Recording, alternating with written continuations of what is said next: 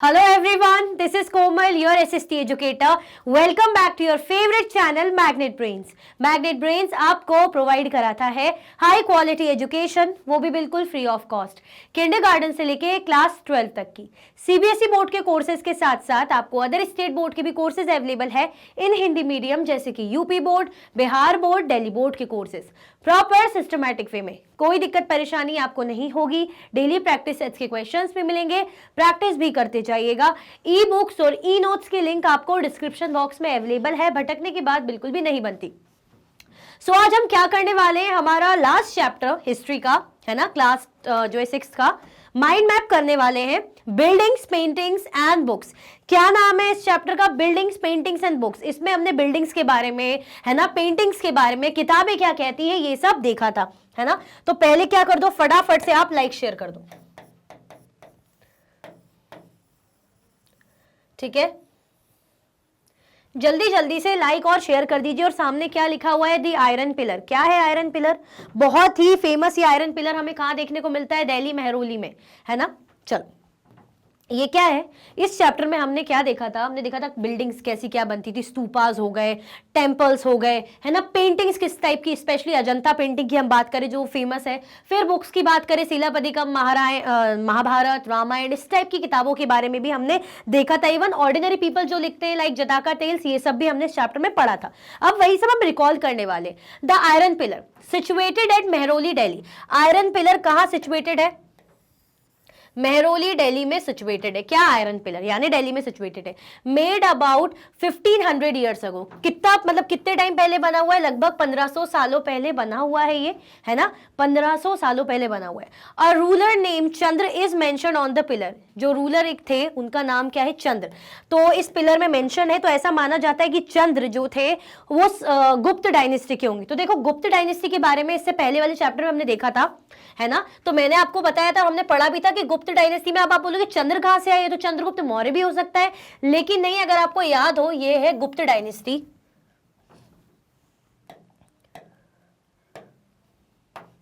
ये क्या है आपकी? गुप्त डायनेस्टी।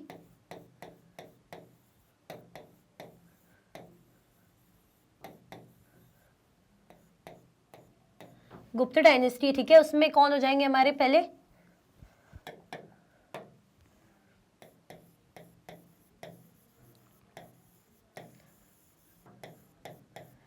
चंद्रगुप्त थे, जिनको चंद्रगुप्त एक भी बोल सकते हैं, फर्स्ट भी बोल सकते हैं। फिर उसके बाद कौन आ गए थे? समुद्रगुप्त।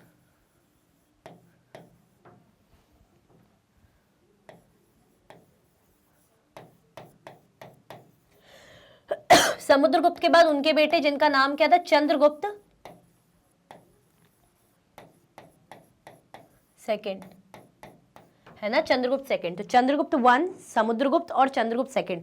तो अब समझ में आए कौन सी डायनेस्टी? गुप्त डायनेस्टी की। तो ऐसे ही माना जाता है कि गुप्त डायनेस्टी के रहे हैं चंद्र, उनका नाम इसमें मेंशन है। दैट मींस ये आयरन पिलर है, ऑलमोस्ट गुप्त डायनेस्टी के टाइम का बना हुआ है। क्लियर हुआ?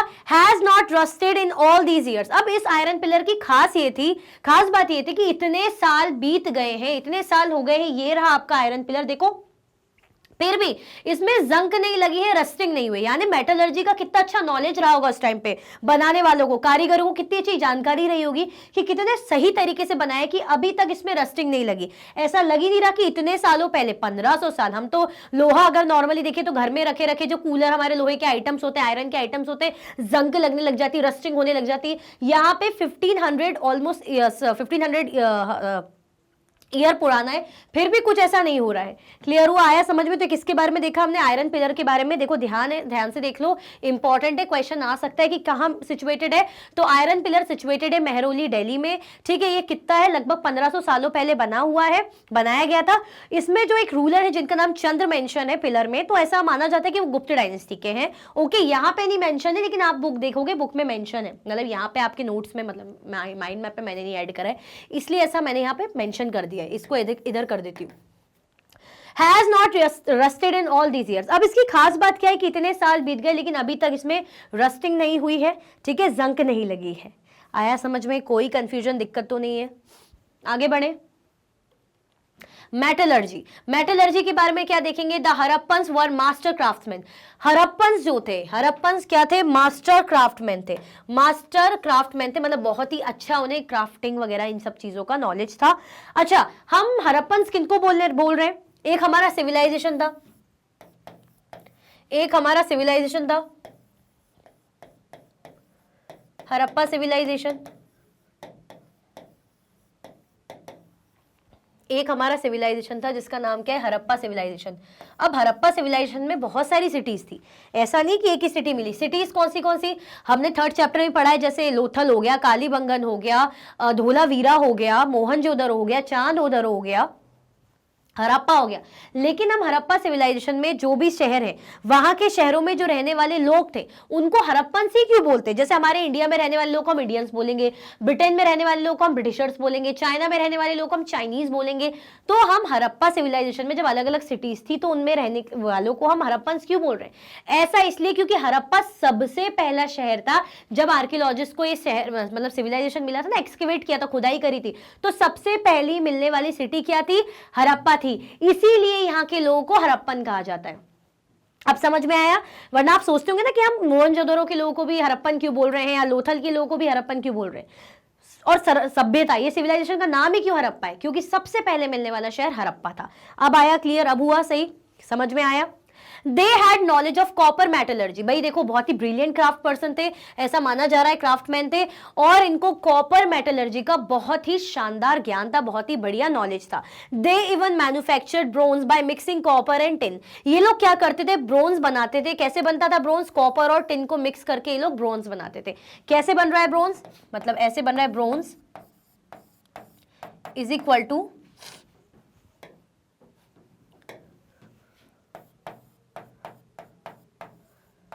कॉपर प्लस 10, है ना। ब्रॉन्ज कैसे बन रहा है? कॉपर प्लस 10 करके बनता है हमारा bronze. While the Harappans belong to the bronze age. जो हरप्पन्स थे वो किससे बिलोंग करते थे? हरप्पन बिलोंग करते थे ब्रोंज एज से। ठीक है, कौन सी एज? जैसे हम बोलते हैं ना आयरन एज, स्टोन एज, तो ऐसे ब्रोंज एज से बिलोंग करते थे। क्लियर हो गया? तो मेटलर्जी के बारे में हम क्या कह सकते हैं कि बहुत ही बेहतरीन नॉलेज था। ये लोग क्या करते थे? कॉपर मेटलर्जी करते थे। ये लोग क्या करते थे? ब्रॉन्ज बनाते थे। कैसे बनाते थे? कॉपर और टिन का मिक्स करके। और इनके टाइम को क्या बोला जाता था? Bronze as. क्लियर? चलो स्क्रीनशॉट लेना, स्क्रीनशॉट ले लो। इसका भी नहीं लिया तो इसका भी ले लो, फिर आगे बढ़ते हैं। बढ़े आगे। Buildings in brick and stone. अब बिल्डिंग्स ब्रिक एंड स्टोन, है ना, देख लेते हैं इसके बारे में क्या है। The word stupa means a mount. अब बिल्डिंग्स की बात की जा रही है, इनके चीजों की बात की जा रही है, जो भी स्टोन से बने हुए सारी चीजें, ब्रिक्स वगैरह का रोल जिसमें हमें दिखता है। तो यहाँ पे एक टर्म देखेंगे, यहाँ पे कौन सी चीज को देखेंगे? हम स्तूपा को देखेंगे। स्तूपा का मतलब क्या होता है? अ माउंट, है ना। स्तूपा कैसे दिखते हैं? जैसे आपने देखा होगा सांची स्तूप, जिसने देखा होगा थोड़ा सा डोम शेप का, ऐसा शेप होता है ना डोम का, यूं इस तरीके से। The word stupa means a mound. There are several kinds of stupas, round and tall, big and small. These have certain common features. Generally, there is a small box placed at the center of heart of the stupa.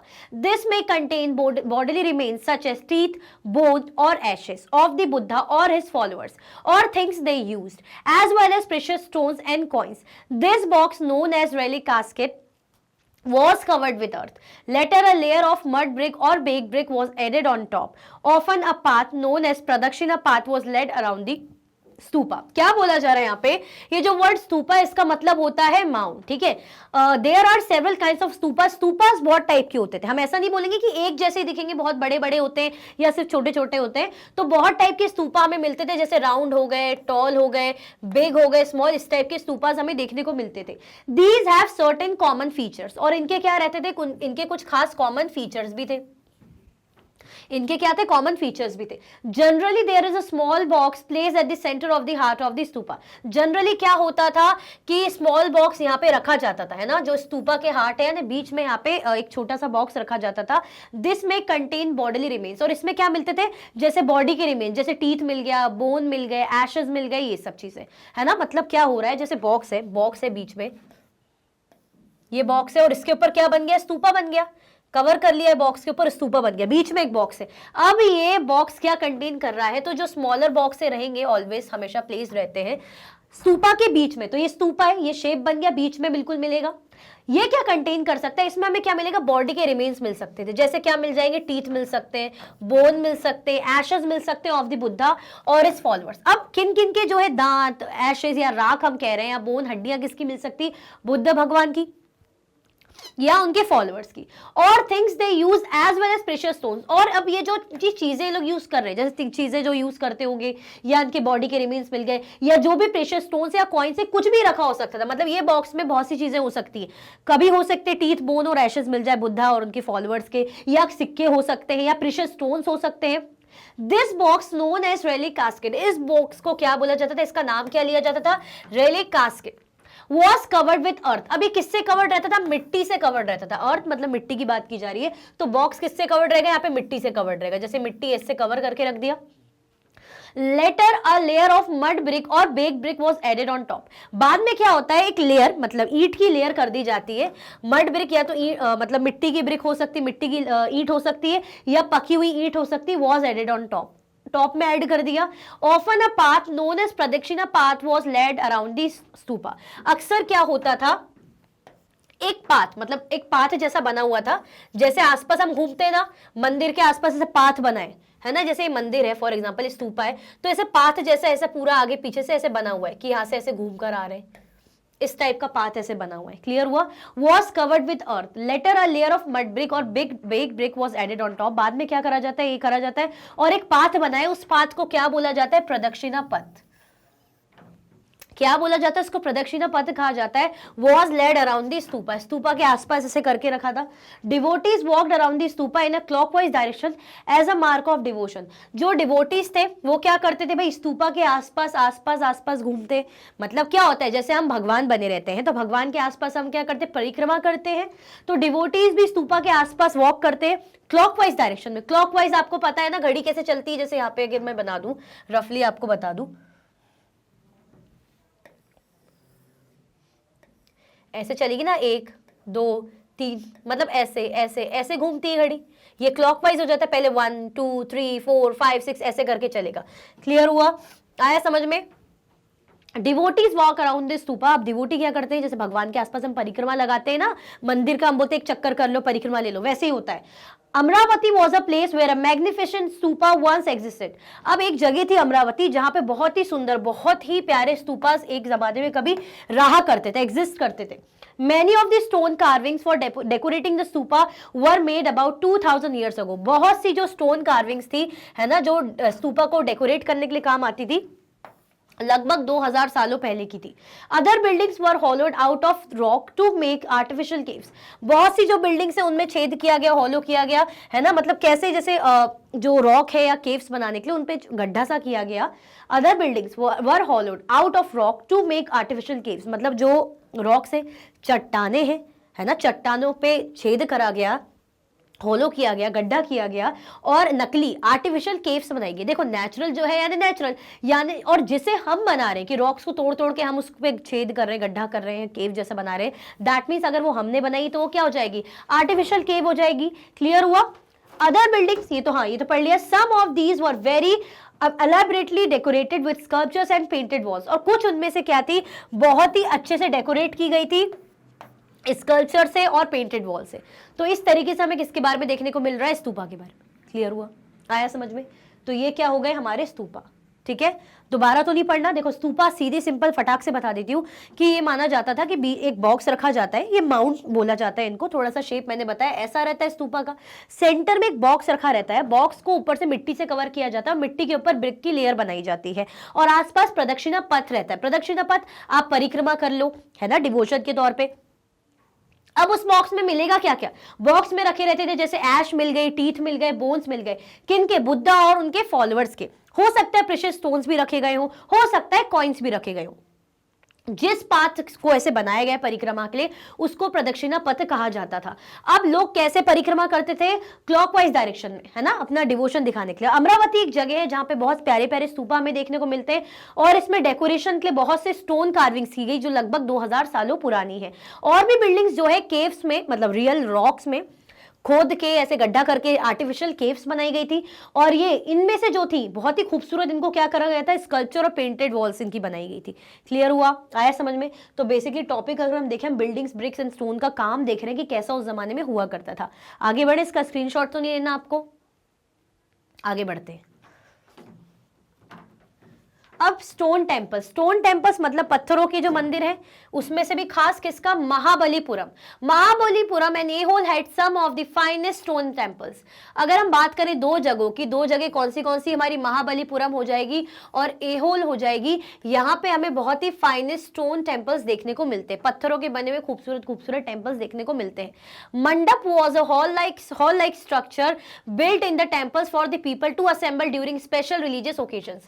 मंडप की बात करें तो मंडप कैसा रहता था, एक हॉल जैसा स्ट्रक्चर, हॉल बना हुआ है, हॉल जैसा structure built in the temples, temples में बनाया जाता था for the people to assemble during special religious occasions. यहाँ पे क्या होता था, मंडप जैसा है तो लोग इकट्ठा, जहाँ पे लोग खड़े होते हैं ना, जैसे हम पूजा करने जाते हैं, मंदिर जाते हैं, तो एक हॉल जैसा होता है, वहां पे हम खड़े होते हैं आरती वारती के लिए, पूजा वूजा के लिए, तो उसे मंडप बोला जा रहा है। Shikhar was built at the top of the temple to mark it as the sacred place. अब शिखर क्या होता है, जैसे मंदिर है,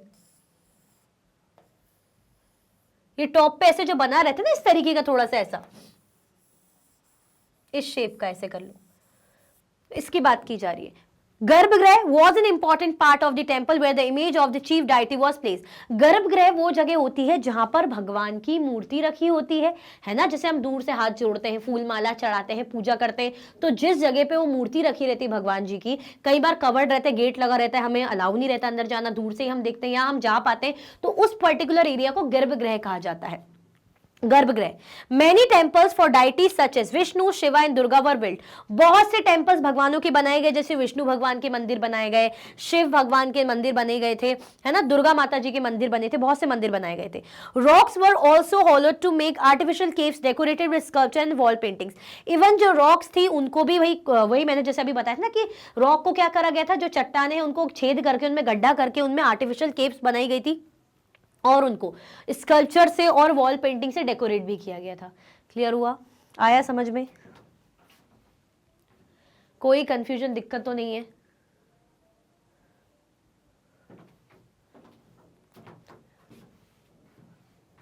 एक बार और बताना है, देखो देख लो, महाबलीपुरम और एहोल क्या थी, बहुत ही फाइनेस्ट स्टोन टेम्पल्स हमें यहाँ पे मिलते हैं। मंडप ऐसा स्ट्रक्चर था, हॉल जैसा स्ट्रक्चर है ना, जो किस लिए रहता था, स्पेशल रिलीजियस ओकेजन्स में जैसे लोग आते थे, इकट्ठा होते थे, उस जगह को मंडप बोलते हैं, जहाँ पे मंदिर में हम जाके खड़े होते हैं। शिखर जो टॉप रहता है मंदिर का, उसको शिखर बोला जाता है कि भाई ये देखो पवित्र स्थान है। अब वो जगह जहाँ पर भगवान की मूर्ति रखी जाती है उसे क्या बोला जाता है, गर्भगृह। बहुत से टेम्पल्स बनाए गए भगवानों के, जैसे विष्णु, शिव भगवान, दुर्गा माता जी के, और ये मंदिर काफी जो बिल्डिंग्स है ये कैसे करे गए कि जैसे मतलब आर्टिफिशियल केव्स बनाई गई, रॉक्स को तोड़ के, ठीक है, गड्ढा करके उनमें। ये क्लियर हुआ, आगे बढ़े।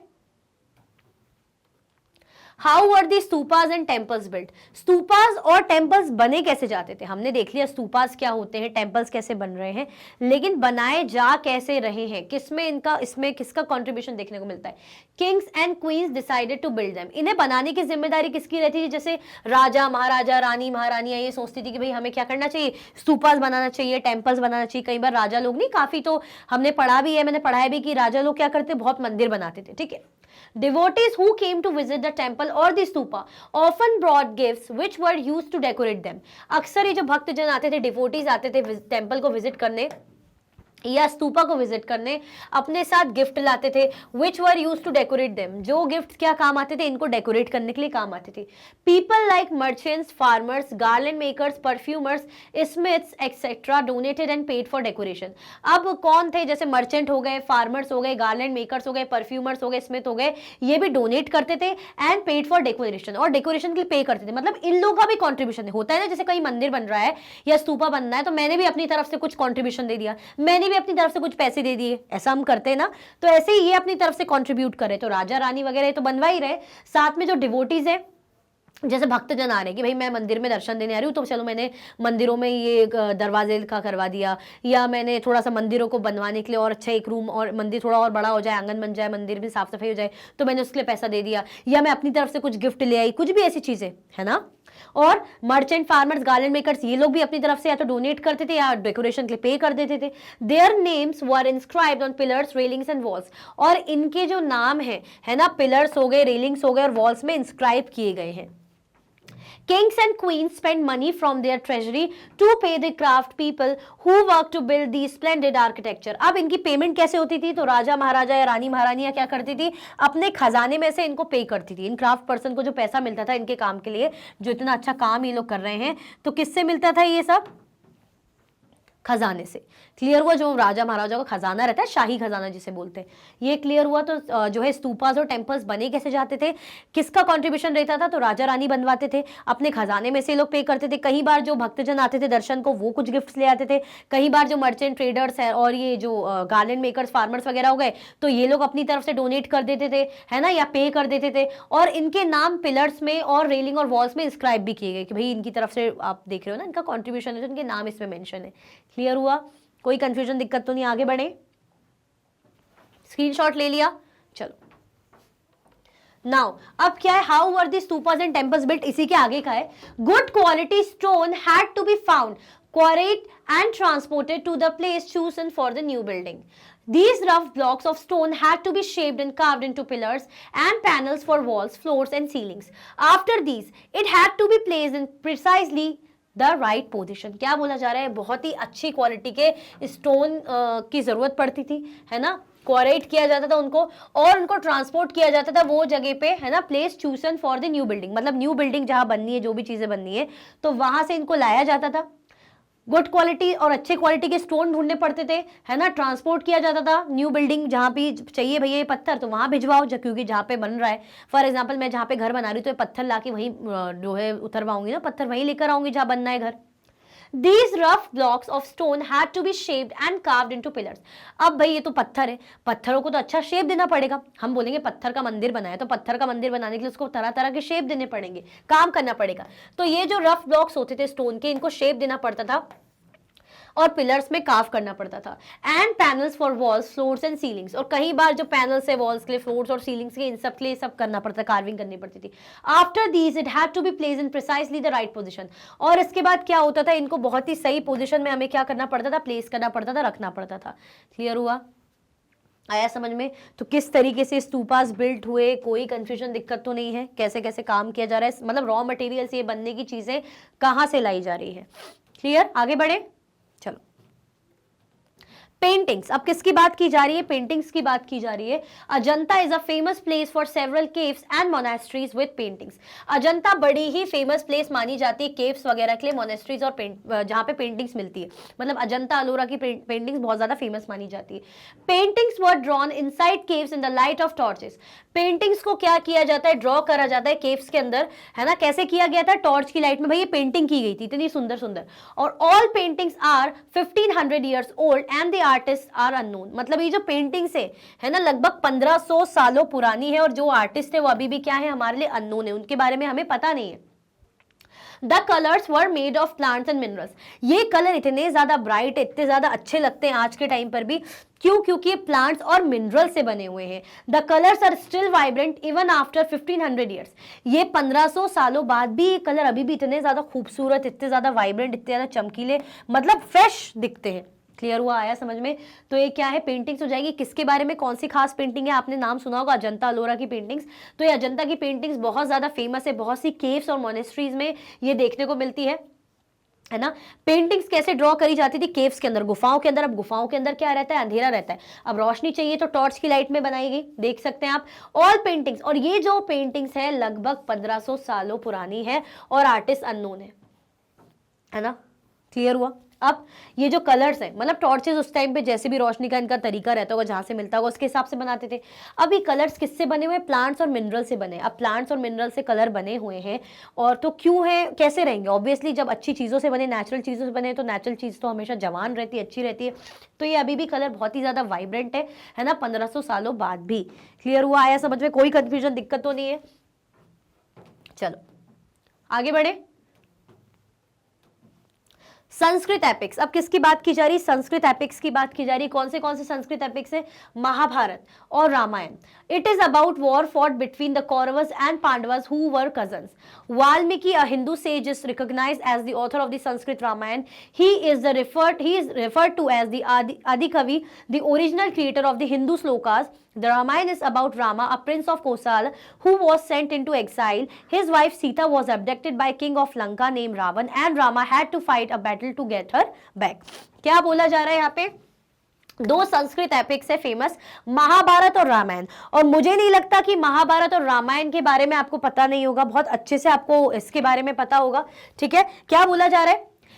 महाभारत की बात करें तो ये दो कजन्स है ना, मतलब किसके बीच की फाइट है? कौरव्स और पांडव्स के बीच में। तो दोनों क्या थे? कजन्स थे, है ना। कौरव्स जो थे पांडव के ताऊजी के बेटे थे, है ना। अब यहाँ पे आपको महाभारत की स्टोरी अगर नहीं पता है तो हो सकता है अब छोटे ध्यान नहीं दी हो, लेकिन मैं बता देती हूँ, रामायण तो ऑलमोस्ट सबको पता ही होगी। क्लियर? देखो क्या बोला जा रहा है कि हस्तिनापुर थी एक जगह, हस्तिनापुर जगह थी, तो वहां पे दो एलिजिबल राजा थे। तो दो जो एलिजिबल राजा थे उसमें एक था अंधा, बड़ा वाला जो भाई था वो कैसा था? ब्लाइंड था, देख नहीं पाता, लेकिन बहुत ताकतवर था। और छोटा वाला भाई छोटा था लेकिन उसको कोई प्रॉब्लम नहीं थी, वो देख सकता था, सब था, वो भी अच्छा योद्धा था। अब क्या हुआ? उसका नाम पांडु था, बड़े वाले भाई का नाम धृतराष्ट्र था। क्या किया जा रहा है अब इस पे कि दिक्कत ये हो गई कि बड़ा वाला भाई मतलब उसको बनाने नहीं दिया गया राजा। क्यों? क्योंकि वो देख नहीं सकता था। तो मंत्री जो थे विदुर, बड़े ही बुद्धिमान मंत्री, उन्होंने बोला कि पॉसिबल नहीं ना कि ऐसा राजा जो जनता के हाव भाव ही नहीं देख पाए तो उसको कैसे बनाएंगे राजा। अब क्या हुआ? तो ये नहीं बने राजा धृतराष्ट्र। कौन बने? पांडु को राजा बना दिया, जो छोटे भाई है, छोटा भाई राजा बन गया। चलो ठीक है, जैसे तैसे चीजें चली। अब इनके जो है बच्चे हुए, है ना, जो धृतराष्ट्र जो थे उनके बच्चे जो हुए, तो उन्हें क्या बोला जाता है? उनको कौरव बोला जाता है। 100 बच्चे थे उनके, 100 बेटे थे। और पांडवों की बात की जाती है, यानी पांडु के पुत्र 5 बच्चे थे। ठीक है। अब युधिष्ठिर क्या थे? बड़े थे दुर्योधन से, है ना। दुर्योधन बड़े वाले भाई के बेटे, धृतराष्ट्र जो ब्लाइंड थे, और युधिष्ठिर छोटे वाले भाई के बेटे जो राजा बन गए थे, पांडु, है ना। युधिष्ठिर लेकिन सबसे बड़े थे। अब वही राजगद्दी के लिए लड़ाई झगड़ा कि भाई कौन राजगद्दी पे बैठेगा, ये सारी चीजें थी। अब धृतराष्ट्र क्या थे? देखो क्या हुआ था, पांडु एक बार वनवास में गए थे अपनी वाइफ के साथ। उनकी 2 वाइफ थी, कुंती और एक था माद्री नाम था उनका, है ना। तो उनकी वही डेथ हो गई थी। तो फिर गद्दी में कौन बैठ गए थे? किसको सम्राट बना दिया था, मतलब राजा किसको बना दिया था? धृतराष्ट्र को बना दिया था। अब यही बात दुर्योधन लोग बोलते कि जब मेरे पिताजी राजा है तो राजा मैं ही बनूंगा। लेकिन यहाँ पे युधिष्ठिर लोग बोलते कि ठीक है भाई, तुम्हारे पिताजी राजा है लेकिन बड़ा भाई तो मैं हूं, है ना। भले ही मैं छोटे भाई का बेटा हूं लेकिन बड़ा भाई तो मैं हूं, सब में बड़ा तो मैं हूं। फॉर एग्जांपल जैसे कि आप लोग हैं कि आपके ताऊ जी है और चाचा है, तो ताऊ जी के बेटे चाचा के बेटे से छोटे हैं, तो चाचा के बेटे बोलेंगे ऐसे तो हम बड़े, तो गद्दी हमें मिलनी चाहिए। और लेकिन ताऊ जी के बेटे बोल रहे हैं कि नहीं, मेरे पापा तो बड़े ना, तो गद्दी हमें मिलनी चाहिए। तो ऐसे करके वॉर हुआ था, महाभारत हुई थी।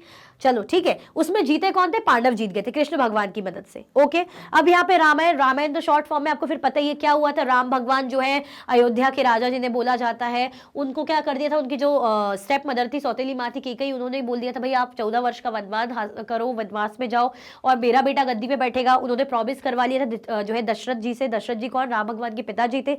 अब राम भगवान अगर वनवास जा रहे थे तो उनके साथ सीता माता भी गई जो राम भगवान की वाइफ थी, फिर उनके भाई भी गए, राम भगवान जी के लक्ष्मण। फिर क्या हुआ? रावण जो था, जब वनवास हो ही रहा था, रावण ने क्या कर लिया? सीता जी का हरण कर लिया, हरण करके अपने साथ श्रीलंका ले गए, मतलब लंका जिसे बोला जाता था। फिर अपनी वाइफ को पाने के लिए राम भगवान ने युद्ध किया था। तो इस तरीके से दोनों ही स्टोरी, रामायण और महाभारत जो संस्कृत एपिक्स है, हमें देखने को मिलती है।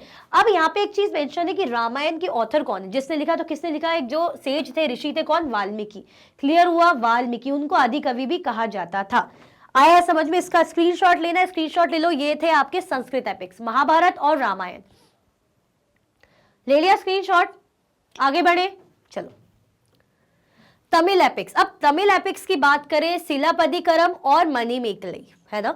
सिलापदिकरम और मणिमेकले, इसको भी रीड कर लेते हैं। Silappatikaram, a Tamil epic composed by poet Ilango around 1800 years ago. ये क्या था? तमिल एपिक था। इसको किसने कंपोज किया था? एक पोएट थे इलांगो, उन्होंने कंपोज किया था लगभग 1800 सालों पहले। The love story of Kovalan, a merchant who fell in love with Madhvi, a courtesan, after neglecting his wife Kanagi. Later, he and Kanagi left Puhar and went to Madurai, where he was wrongly accused of the theft by the court jeweler of the Pandya king. The king sentenced Kovalan to death. Kanagi, who still loved him, was full of grief and anger at this injustice and destroyed the entire city of Madurai.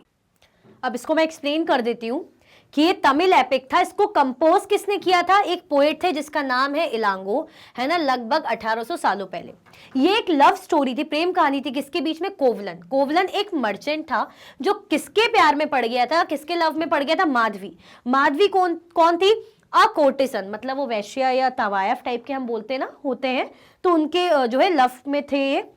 After neglecting his wife कनगी, और अपनी wife जो है, उनकी wife थी कनगी, उनको neglect कर दिया उन्होंने, ठीक है। Later he and Kannagi left Puhar and went to Madurai. अब क्या हुआ बाद में, ये और कनगी ने क्या करा, मतलब पुहार जो जगह है छोड़ दी, एक प्लेस थी, और मदुरई चले गए। Where he was wrongly accused of theft by the court jeweller of the Pandya king, जहां पर जो एक ज्वेलर थे, है ना, पांड्या किंग, मतलब पांड्या साम्राज्य जो था, किंगडम था, वहां पे मतलब उन्होंने क्या कर दिया, इन पे इल्जाम लगा दिया, गलत एक्यूजेशन, गलत इल्जाम लगा दिया कि भाई इन्होंने चोरी की है।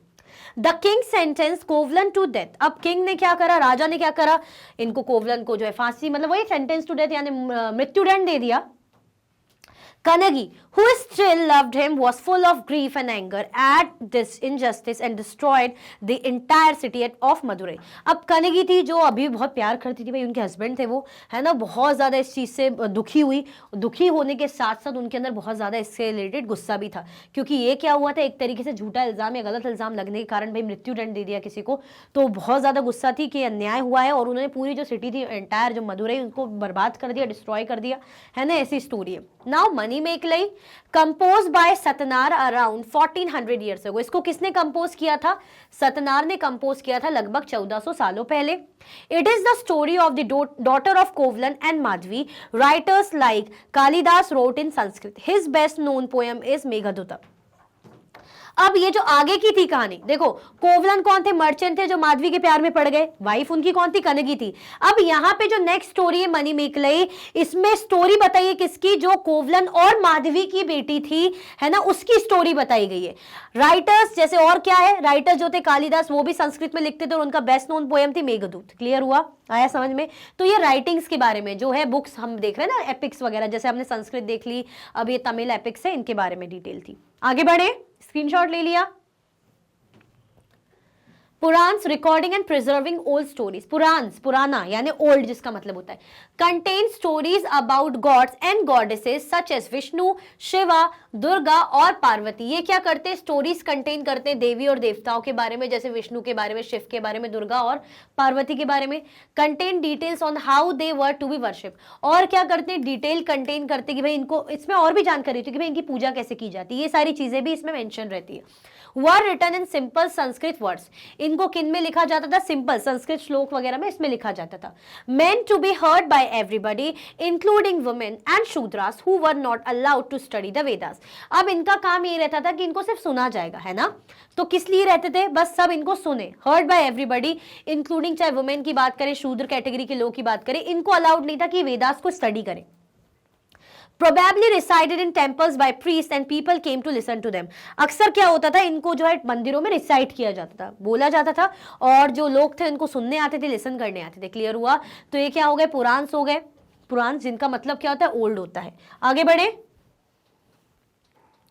द जटाका। अब जटाका टेल्स क्या होती है? कलेक्शन होता है स्टोरीज का जो ऑर्डिनरी पीपल बनाते थे। देखो, राजा महाराजा, राइटर वगैरह का तो देख लिया, पोइट का तो देख लिया, आम जनता का क्या रोल है? तो ऐसी स्टोरी भी हमें देखने को मिलती है जो ऑर्डिनरी पीपल ने लिखी है, आम जनताओं के द्वारा लिखी गई है, जो हमें मोरल वैल्यूज सिखाती है ना, जिसे हम क्या बोलते हैं? जटाका टेल्स। क्या हो जाती है? जटाका टेल्स। क्लियर? आगे बढ़े,